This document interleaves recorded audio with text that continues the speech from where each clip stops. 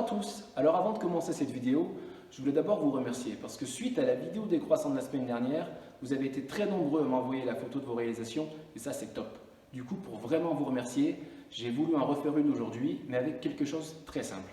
La recette la plus facile du monde, le gâteau préféré de ma maman, la tarte tatin.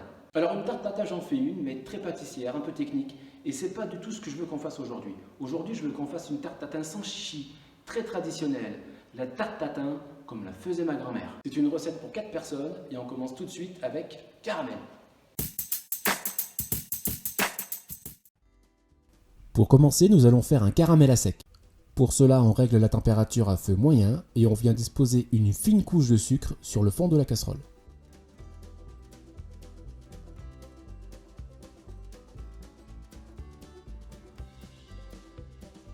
Une fois la première couche fondue, on vient rajouter la deuxième partie du sucre.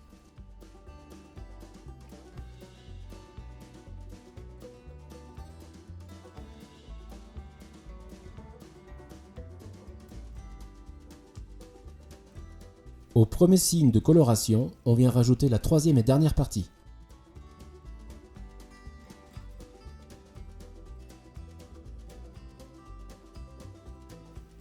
Lorsque vous faites un caramel à la maison, je vous conseille d'utiliser une casserole à fond clair. Vous pourrez ainsi mieux vous rendre compte de l'évolution de la coloration du caramel.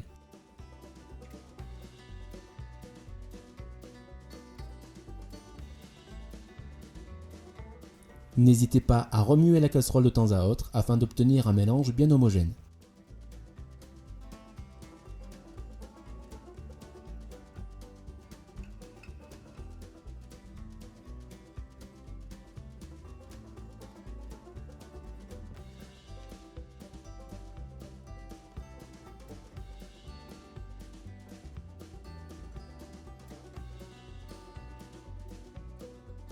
Lorsque vous obtenez la bonne coloration, versez aussitôt dans le moule à tatin.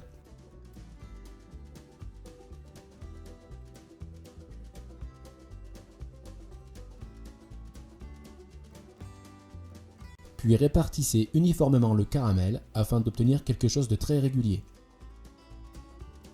On me dit souvent que le caramel est quelque chose d'assez compliqué à faire à la maison. Vous voyez qu'avec cette méthode, il n'existe rien de plus facile.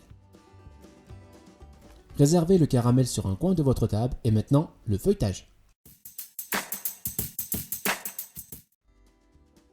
Prenez votre pâte feuilletée ainsi qu'un cercle ou une assiette légèrement plus grand que votre moule à tatin.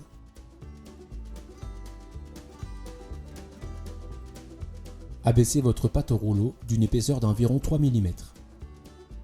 J'utilise ici ma propre pâte feuilletée, mais vous pouvez très bien aller l'acheter directement chez votre artisan boulanger ou mieux encore, pourquoi pas la faire vous-même. Pour les autres, vous pouvez aussi l'acheter en grande surface, vous en trouverez de la préétalée. Avec un petit couteau, je viens découper autour de mon cercle en veillant à ne pas déchirer la pâte.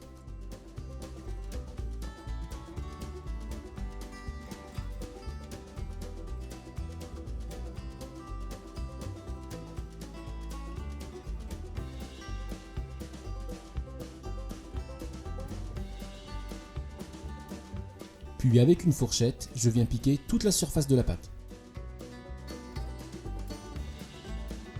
Cette opération a pour but d'éviter que la pâte ne se développe de trop à la cuisson et pour permettre aussi aux pommes d'évacuer toute la vapeur qu'elles vont dégager. Déposez sur plaque et réservez au frigo pendant 30 minutes au moins.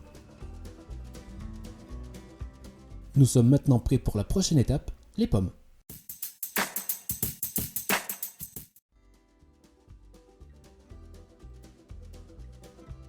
À l'aide d'un économe, épluchez vos pommes.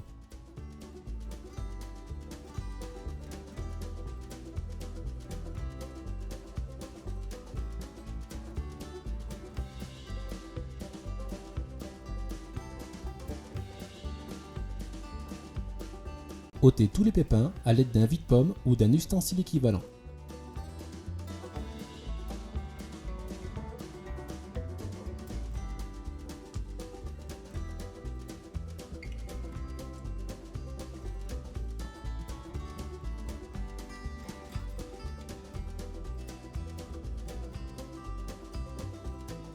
Coupez maintenant les pommes en 8 quartiers bien identiques.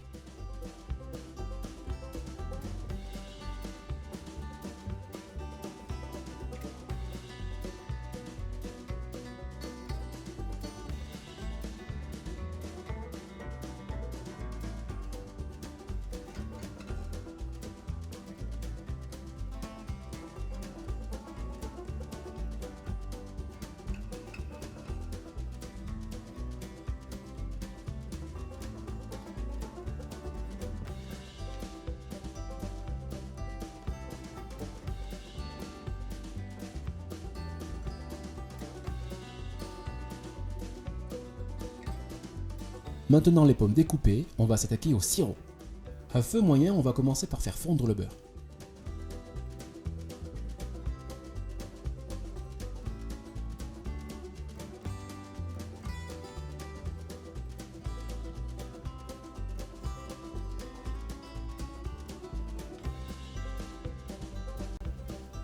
Une fois le beurre fondu, on ajoute l'eau,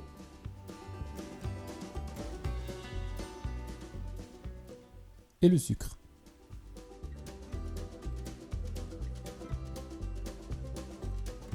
Ajoutez maintenant le parfum de votre choix. J'utilise ici de la cannelle, mais vous pouvez aussi très bien utiliser une gousse de vanille ou du rhum, du calvados, enfin le parfum qui vous plaît. Mélangez légèrement et portez à ébullition.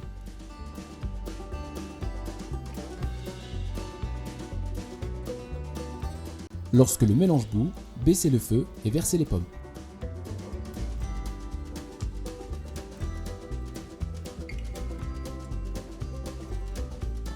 Laissez alors mijoter 5 à 10 minutes. Ce sirop va venir nourrir les pommes, les parfumer et les rendre plus tendres. Lorsque la pointe du couteau rentre dans le fruit mais que la pomme reste ferme, retirez du feu et égouttez.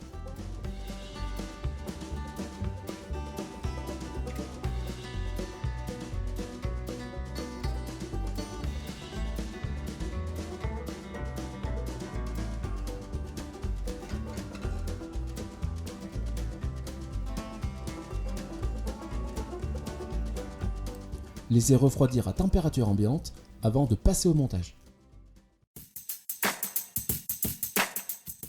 Nous avons maintenant nos pommes ainsi que notre disque de pâte feuilletée, on peut commencer.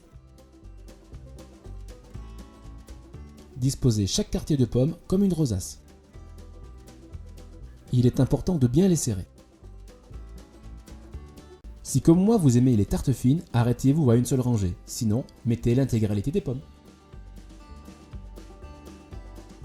Venez refermer avec le disque de pâte feuilletée, préalablement découpé.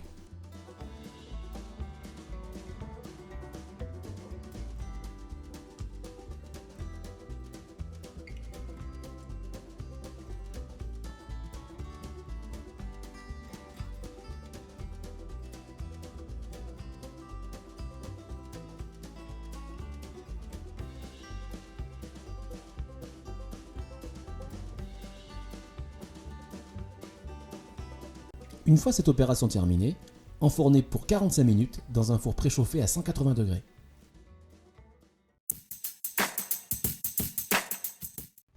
Notre tarte tatin est cuite et on pourrait la démoler tout de suite. Mais si comme moi vous aimez la pâte feuilletée bien croustillante, il suffit de venir y saupoudrer du sucre glace et de replacer sous le grill pendant quelques minutes.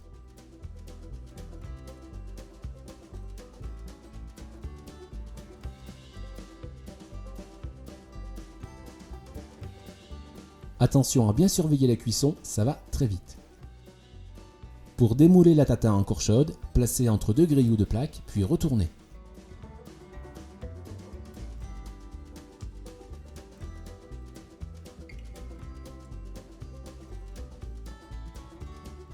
Tapotez légèrement afin de faire tomber les pommes qui pourraient rester collées au fond. Il ne vous reste plus qu'à démouler et voilà! Une tatin comme je les aime.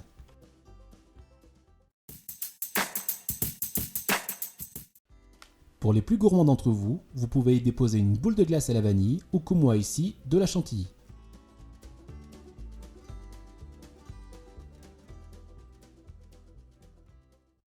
Voilà, notre tarte tatin est terminée. J'espère vraiment qu'elle vous plaira. À bientôt sur la chaîne ou à bientôt chez vous.